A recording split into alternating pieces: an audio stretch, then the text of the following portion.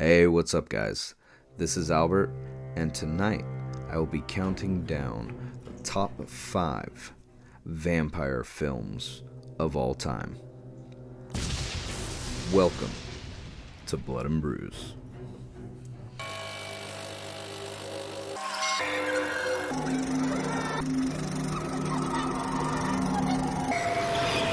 Alright, starting off the countdown at number 5, 30 Days of Night.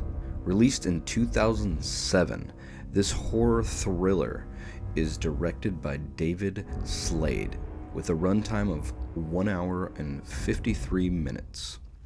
Starring Melissa George, Josh Hartnett, Danny Houston, Ben Foster, Mark Boone Jr.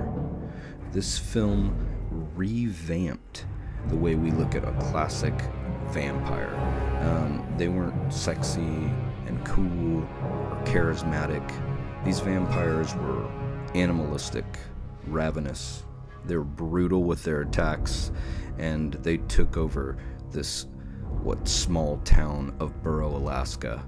And if you're looking for a movie that, changes that average classic vampire that you're used to, check out 30 Days of Night.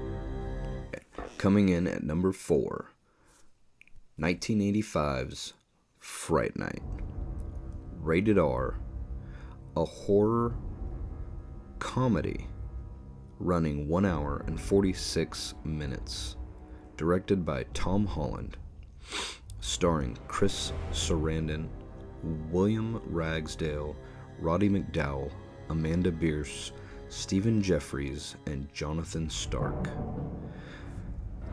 What can I say? This movie was such a creepy, yet had its goofy, funny parts within it as well. I mean, how do you make a vampire super scary, but also at the same time make him almost like a Joker type of person? It also had one of the creepiest, eeriest wolf creature scenes that I've ever seen in a horror movie. So I don't know. Definitely check this movie out if you haven't seen it and you're a fan of vampire movies, okay? Do yourself a favor. Fright Night. Watch it. Alright, at number 3, I have Bram Stoker's Dracula. It came out in 1992 and is rated R. A horror romance with a runtime of 2 hours and 7 minutes. It's directed by Francis Ford Coppola, and come on. It's starring Gary Oldman and Winona Ryder, Anthony Hopkins, and Keanu Reeves. Now, Gary Oldman pretty much carried this movie, and that scene where he turns into the wolf beast, and well, if you know, you know. And Winona Ryder and Keanu Reeves, I love them. I love them as actors, but they kind of let us down in this movie. But still, Anthony Hopkins did an awesome job as well, and they made this movie better, having him and Gary Oldman as such good characters and strong characters, and their acting was amazing. So if you haven't seen this movie, what the hell have you been doing? Seriously, go out and watch Bram Stoker's Dracula. Coming in at number 2, The Lost Boys. 1987, it's rated R, and it was a horror/comedy, even though I didn't see it as much of a comedy. That's what they think. It's an hour and 37 minutes, directed by Joel Schumacher. It has so many good actors in it. Just to name a few: Corey Haim, Jason Patric, Kiefer Sutherland, Jamie Gertz, Corey Feldman, Jamison Newlander, and Diane West. But, this was my childhood. I was raised on this movie. It's fucking amazing. The Frog Brothers just, helping the family out in need that just moved to Santa Clara, and now they're getting attacked by this gang of fucking vampires. What else could you want from a vampire movie? I mean, besides an oily saxophone player.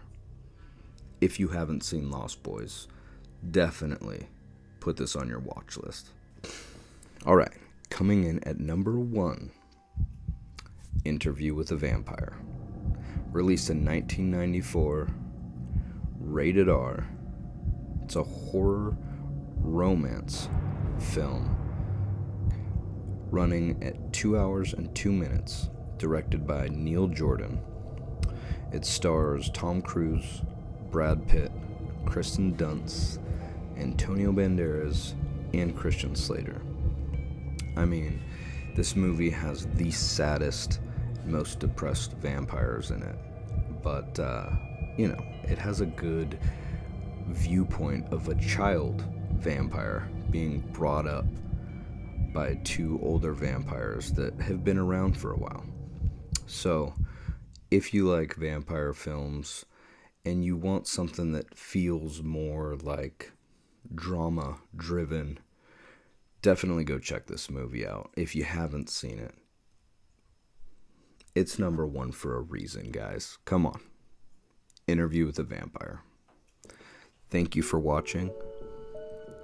Always remember to like, subscribe, whatever. Comment. Let me know if you agree or disagree. Who knows? Maybe you don't like any of these movies. Maybe we missed one. Let me know. And always have a good night.